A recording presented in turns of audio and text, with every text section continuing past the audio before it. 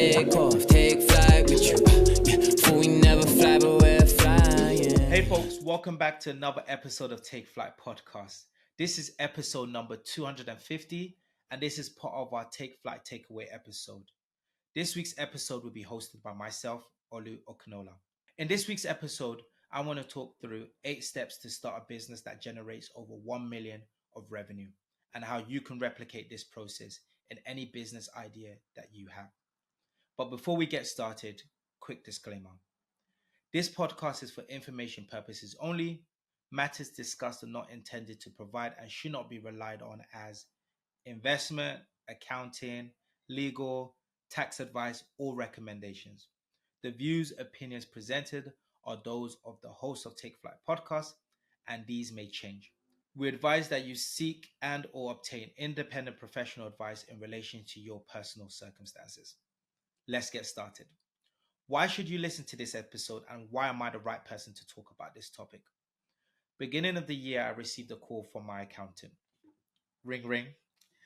My accountant let me know that we had achieved a major milestone and our business had surpassed 1 million of revenue. You can imagine I was ecstatic, right? Not that many people open or start their own business, let alone achieve over 1 million worth of revenue. So if you're looking to start a business, but you don't know where to start, what steps to follow, then listening to this episode where we go through the journey and these 8 steps might help. If you stick to the end of the episode, I'm going to share what business I have and how long it took us to achieve 1 million of revenue. So step 1, just begin and start. You're never going to be ready when it comes to starting a business.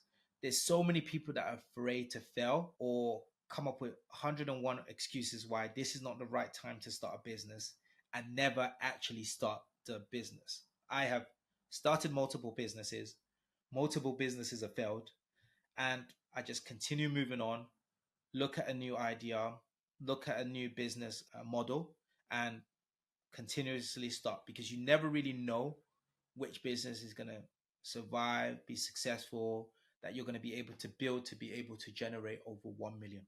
So my first step and advice for you is start today. Be intentional and just go out and start the process of doing versus talking about, I have this great idea, I'm contemplating doing this.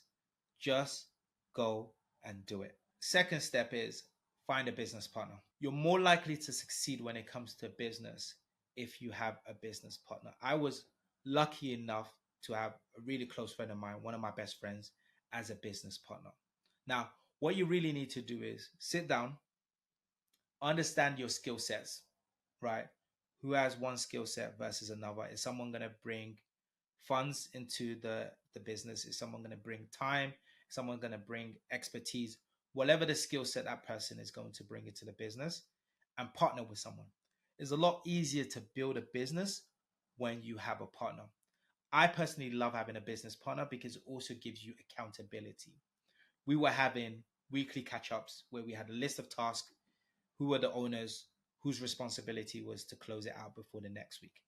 Having that drives accountability and someone to hold you to any particular task, which then drives progression and progress when starting a business.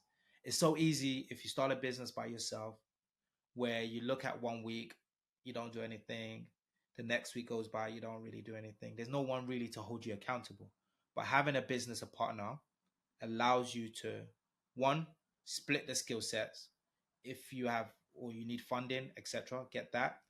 And then most importantly, have the accountability. The third step is find a business that you can replicate. You don't have to come up with this new idea. There's so many businesses out there that you can replicate. Now, before I decide or before I select a business that I'm going to replicate, I typically check on Company House. Now, if you're based in the UK, Company's House is a Gov website where it has a lot of financial information of private companies. I look for a competitor in the same space. I go online, I search that company on Company House. I look at the financials and see, is it actually profitable, right? There's so many people that start up businesses that are not profitable and they're not making any money. So I'll pick a few competitors, Google it, find their company registration number, check it in Companies House, and see how much revenue are they making, how much cash do they have in the business, how much cash do they have in year one. All these information is really good for understanding, is this the right business to go to? Is it profitable? Is it a scalable business? And what sort of money or investment do you need to actually start this business? So, perfect example is if you decide to do a property management company, you can find other companies on that do this. Go on Company House, find out, are they making profit? Is it a profitable business? How much revenue do they have in this business? And also find a space where there's a large amount of customers. So in the example that I just gave, there's millions of landlords out there, right? So you're able to solve a problem for millions of landlords. Having another person in that space, there's no shortage, right? You can go into that space. You just need to find out what is your unique selling point, what is going to separate you from the other competitors. You just got to figure out what differentiates you, where you can win customers from them or get new customers in that particular space. The fourth step is finding initial capital. Now, I don't believe in this no zero money to start a business. I don't believe that BS, right? To start a business, you're going to need either money to set up a website, if it's to do your indemnity, sort of your liabilities and all of that stuff, if it's to do a company logo, if it's for a property element of that, maybe if you're doing rent to rent, to pay the landlord the first month rent whilst you're waiting to fill up your property, you're going to need capital to start. So the two options is really your savings. So save out from your salary if it's putting aside £100, £200, £500 a month, or going back to step number two, find a business partner that can bring capital or funds into the business. So again, step four, make sure you have capital to start the business. You can also use step three when doing your research to understand how much initial capital is needed to start this particular business. Step number five, set up your business well. There's so many people that start a business and don't do all the right setup activities, such as if it's opening up a business account, having a logo, a website, having the right indemnity, liability insurance, if it's opening up a Google Drive. There's so many people that just start off the business off the cuff, right? And what you find there is it's very difficult to scale. So it's better to go online, find a tutor or find someone to tell you how. There's so much resources on YouTube. You're listening to me on YouTube, but find how to set up a business correctly, right? So that's opening it on a company house, making sure you register it correctly. If that's finding an accountant to do that for you, that's fine. Then if it's setting up all the different insurances, compliance stuff that you need to do for the particular business you're in, also doing that. But I say do it early, do it before you're going after customers, set up the company and the business correctly. Step number 6, find your first customer. Now, this is going to be one of the hardest parts, right? You can have a great idea. It's not really a business until you have at least one customer. Whilst going through this process of finding a customer, the best thing for you to do is document this process. The reason why is because finding your first customer or getting your first customer is going to really be the hardest thing to do, your first customer. This is because you're having to sell the benefit of the product or service that you provide to a customer. And you're gonna have some teething problem where you're learning how to communicate, how to market, how to be a salesperson. With the business in which I started, it took us 6 to 7 months to get our first actual customer. Now, absolutely ridiculous, right? 6-7 months to get one customer. But that was fine. We documented that process. So after that first customer, we were able to then get 8 new customers in the space of approximately around a year. So you can imagine it took us 6-7 months just to get a first customer. After that, we were able to get 8 other customers after a year. And that's because we had documented the process. We knew how to interact with our customer base.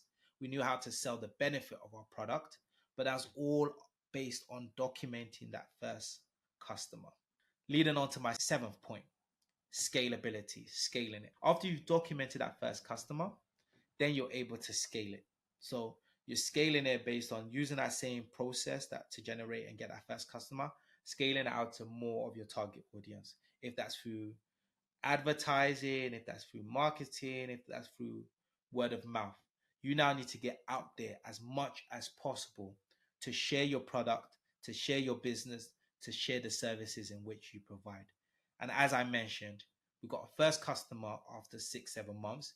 We were then able to get 8 more customers after a space of approximately around a year. So scalability is key.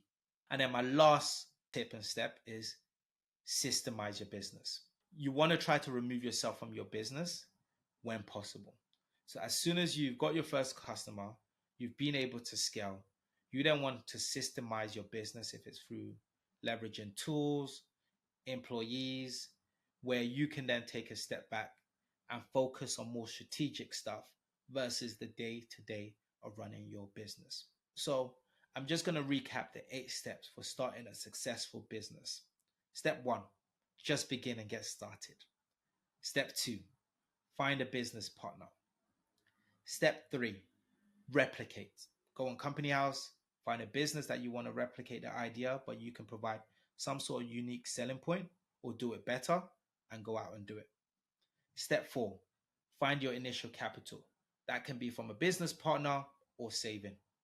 Step 5, set up your business well through bank accounts, your legal, your indemnity, setting up a website, logo, set up your business well. Step 6, find your first customer and document that process.